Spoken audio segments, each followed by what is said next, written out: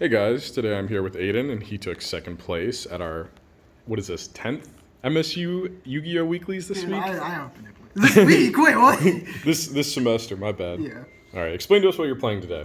So I'm just playing a kind of generic, slightly suboptimal because of the hand traps, Sunavalon Rikka list. All right. It's really just it's a combo deck that plays a really good grind game. It's pretty solid last format. I'm not quite sure where it's at right now. It's really funny against Bestial cards specifically because you only have one light for them to banish, and it did matter except like against D-Link round 2.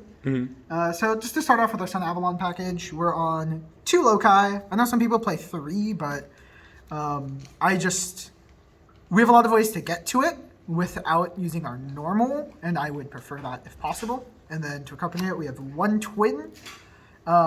It is kind of a soft garnet, but you learn to live with it. Same thing with 1 Sunvine Sowing. A lot of people like to. I want more other cards in the deck, man. Even if you could use it as a starter, it doesn't really do its job. You play the second if you really want the Dryas ad, but if you have it, you have it. All right. Then to accompany it, we have 3 Unexpected Die. This card's amazing for the deck. It allows you to start up your combo without having to commit to a normal summon, which is really relevant in case you get disrupted. It allows you to play through a lot of stuff that you really shouldn't be able to. And then 2 Lone Fire. This is mainly used to get Loci, but sometimes you can use it to get some of your Rikka stuff if you really need it. And it's overall really flexible. I won a game today because Shifter apparently can't beat over defense position Lone Fire. And then finally a 1-for-1. This is also mainly for Loci, but you can also use it to get Petal, which gives you access to like a full Rikka line, which is also really nice. So how many ways is that to get out Loci? We are playing 8 real ways to get at Loci. You could Sunvine Sowing for Loci, but that kind of breaks the whole combo. So. All right. Yeah, and then for the main deck Rikkas, we are playing 3 Petal. It's just overall a really solid card. It gets you any monster you want. It lets you add. You want it in deck, so you can add it with you can add Loci off Glamour.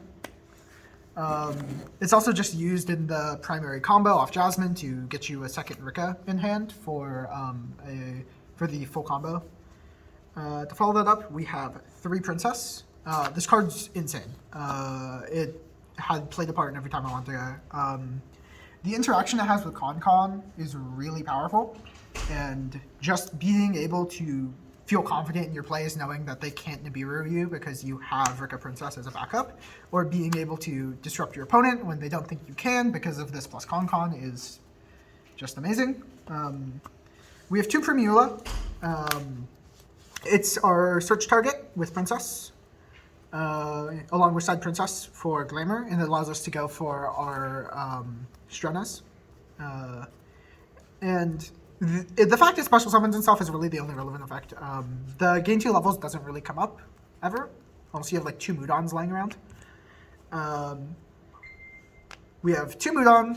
The card is just, it's not bad to draw, and it's not bad to see in combo, but like you don't want to see too many because it's a 6 and doesn't start anything. But it gets you access to your Rikka spell traps. So mainly it's searching Coan.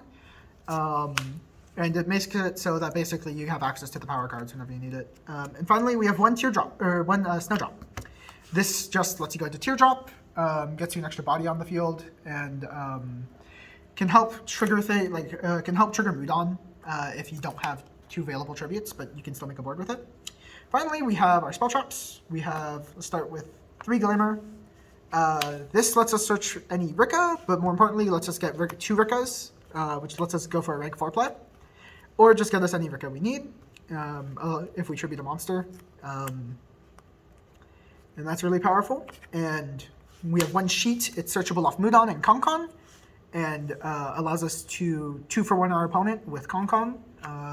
Otherwise, it just lets us take control of an opponent's monster, blank a piece of interaction. Really solid for... it's a surprisingly good piece of disruption. I had a couple of games today where I won off the back of activate Coan, set sheet, pass, It turns out it's just good enough sometimes. And finally, like, the reason why the deck's good, Rikka Con. This card does everything you want it to. It lets you tribute your opponent's monsters for cost once per turn, which makes all of your Rikkas just have insane value. Rikka Princess turns into a removal spell as well as a negation, which is amazing. It also lets you get access to another Rikka spell trap. So when you search it off Mudon, it is effectively a free search. And then we have 1 Terra to try and see more copies of it because this card's insane and we want access to it.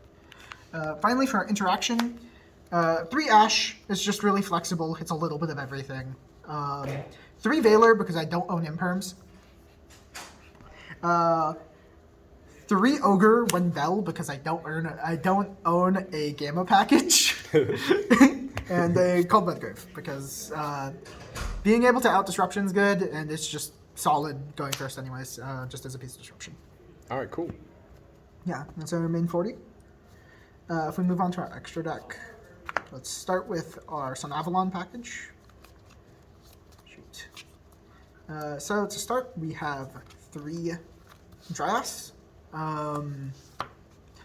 It's our main combo starter, and it's non-once per turn. So if our first one gets Gammaed or Ogred or some kind of disruption that removes it from the field, and we still have access to a Loci, we can just do the combo regardless of our opponent's interaction.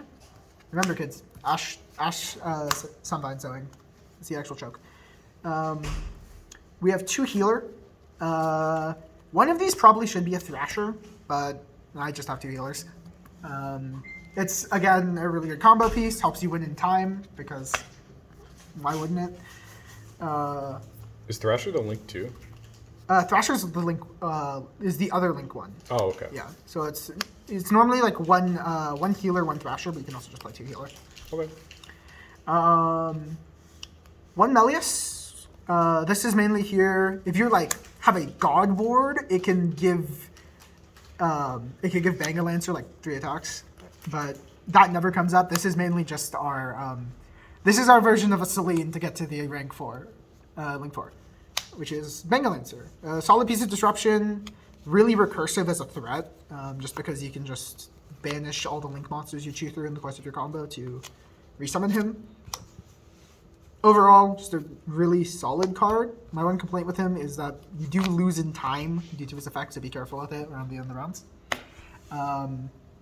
Then 2 Jasmine, key part of our combo, gets you anything. It really should be 1, but I do not know what I want the second slot to be right now, so it's 2 Jasmine. And 1 Sylvan Dance Peon. If your combo gets stopped, this is just a really solid piece to try and restart it, or look for any type of extension. It actually won me a game because I was able to go into I high rolled 2 level 4 Rikkas off its effect and was able to convert that into a game win with Aidan Coan. And then yeah, it's just a really solid card if you get disrupted, but otherwise you don't really go into it. Our Xyz package for our Rikkas, we have 2 Strona, 1 Teardrop. Strona is a main part of the combo. It lets you access to our other 2 Xyz monsters, as well as just keeping you obscenely healthy in a grind game. Just being able to add back whatever Rikka you need is really solid, and the fact that you can special summon on both players' turns makes it a lot more flexible in terms of what your boards have to be with it, because you can have Princess tribute it, or you can have Sheet tribute it, and then go into another negate to back it up even further. Even if you don't quite have enough extension to get it off the board in the first place. And then we have 1 Teardrop. It's just a really solid piece of disruption. You make it with Snowdrop. You just get to tribute your opponent's monster. It's good for OTKs too, because you can use it to tribute your own monster to make you break the last 200 you need to kill the opponent. And then our 2 extra deck monsters, Hyperton is a piece of negation that can keep refueling itself, which is really nice. It is a bit tricky to try and get something to get an extra material on it the turn you summon it if you're going first, because normally this tribute is the last effect you really activate on your turn. But you can sequence around it to get an additional monster negate. And then this is just, Alice is just a piece of removal. It's it's just like a solid piece of removal. It's just there to get rid of like a spell trap that we otherwise wouldn't be able to answer. So you prefer Hyperton than Alce, right? Yeah, Alce comes in like one every like 10 games, but when he's there, he's nice. Okay. Yeah, and then for the sideboard, we have 3 Dark Ruler because this like it just helps any floodgate monsters, and we don't have a super hard time breaking boards, but like every little bit helps. 3 D barrier because you can just turn off people's games. 3 Cyclone because spell trap removal is nice, and then 4 other cards. 2 Bell because I just don't have anything else to really put in here, and then an extra Genus Loci and a Sewing because I have them, and if I want to add a little bit more resiliency to the engine, I can choose to do so. But I don't really have anything else that'd be powerful that I could put in the sideboard, so All right. really juice it up.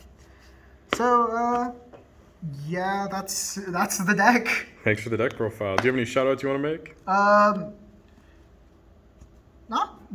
Shout out to Rikka Con. That card's broken. It's a searchable Fluanderies continuous spell. It's insane. It's crazy. All right. Well, thanks again. Thank you.